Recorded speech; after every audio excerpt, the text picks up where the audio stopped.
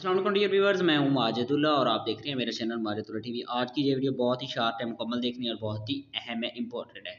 आप अगर किसी भी नेटवर्क की सिम यूज़ करते हैं, उस पर इंटरनेट पैकेजेस, कॉल पैकेजेस और एसएमएस पैकेजेस मालूम करना चाहते हैं तो आपने क्या करना है, सिंपली प्ले स्टोर में चले जाना है।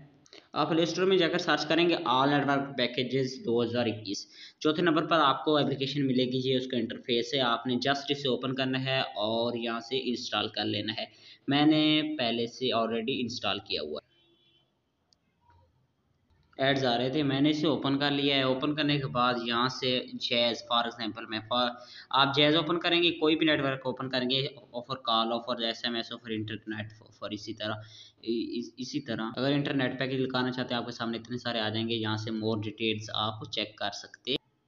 तो मैं उम्मीद करता हूँ आपको वीडियो बहुत पसंद आएगी। लाइक कर दें, सब्सक्राइब कर दें, बेल आइकन को प्रेस करके नोटिफिकेशन पे क्लिक कर दें और जुड़े रहें हमारे टीवी के साथ।